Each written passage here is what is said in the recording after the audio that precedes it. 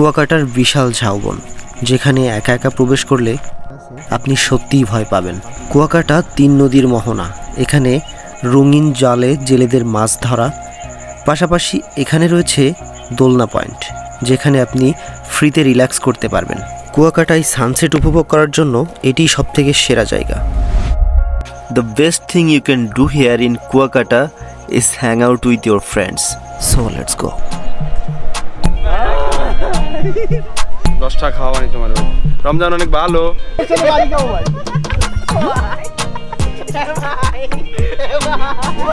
আমরা আজকে দেখবো এই বনের মধ্যে কি আছে। আবারও একটি আওয়াজ শুনলাম, ভৌতিক আওয়াজ। এই আওয়াজটা কিসের গাই আমরা এটা বুঝতে পারছি।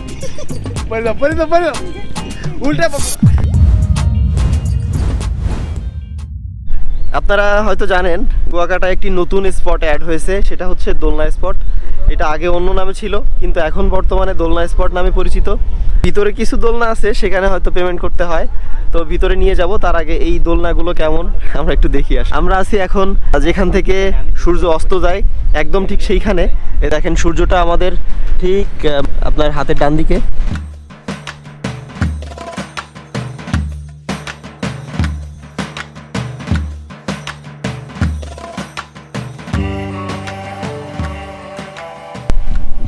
ডাব ধরে থাকলে কি ডাব গাছ? এটা কি গাছ?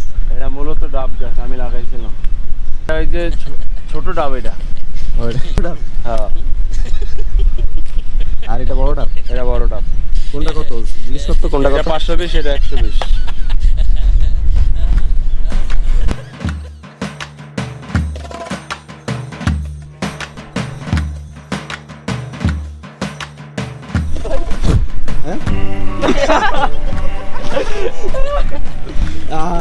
বন্ধু ঠিক আছে।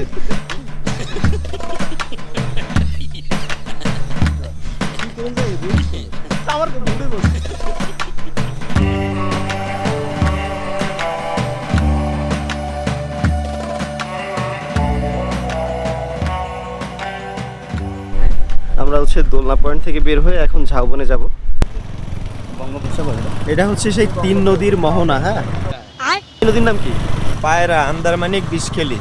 3 নদীর মোহনা। আর এই স্পটে এত মানুষ, একবার দেখেন শুধু।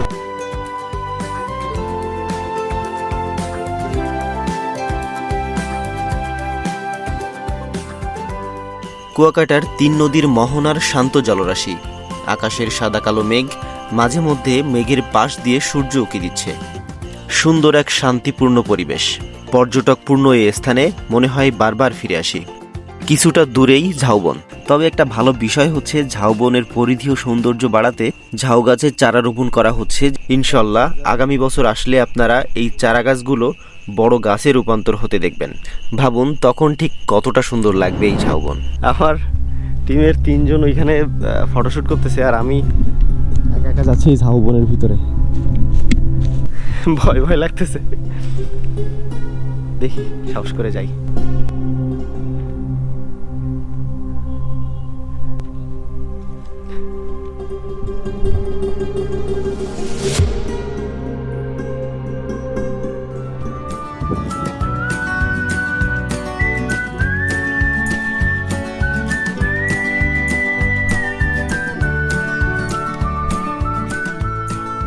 তো আজকে আমাদের দুর্ভাগ্য, সানসেটটা উপভোগ করতে চাচ্ছিলাম, কিন্তু মেঘ পুরোটা ঢেকে আছে।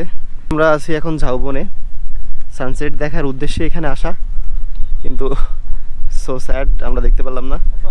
তো আমরা এখানে আছি 4 জনই।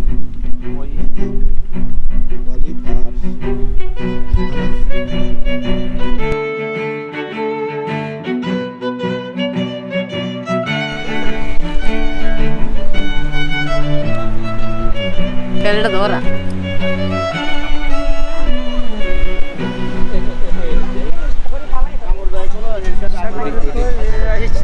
হ্যাঁ ভাই চলো, কেমন দেয় ভাই?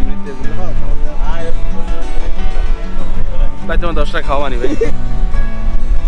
থাক থাক থাক, 10টা খাওয়ানি তোমার ভাই। রমজান অনেক ভালো। তুমি কি আমার কি কোনোভাবে কি কাকার সাথে তুলনা করতেছো নাকি?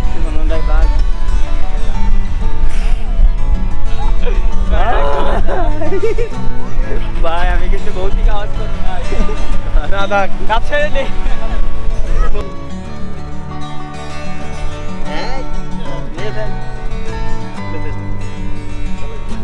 আল্লাহ আল্লাহ করতেছি।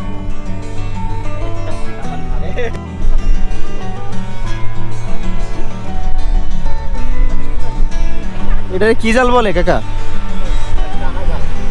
টানা জাল।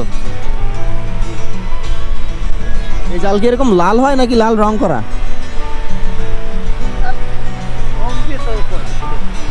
ও অন্য কালার হয় নাকি নাকি লাল জালে মাছ পড়ে বেশি?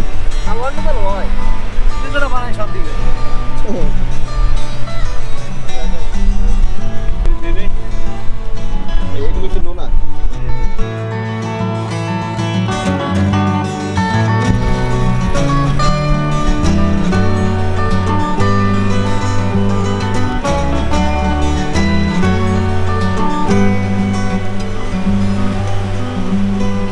সমুদ্রে এখন জোয়ার, পানি ফুঁসে উঠতেছে, বাতাসে যে পরিমাণে তুফান হচ্ছে, বিষয়টা যে অস্থির আমি আপনাদেরকে দেখাচ্ছি, দেখেন।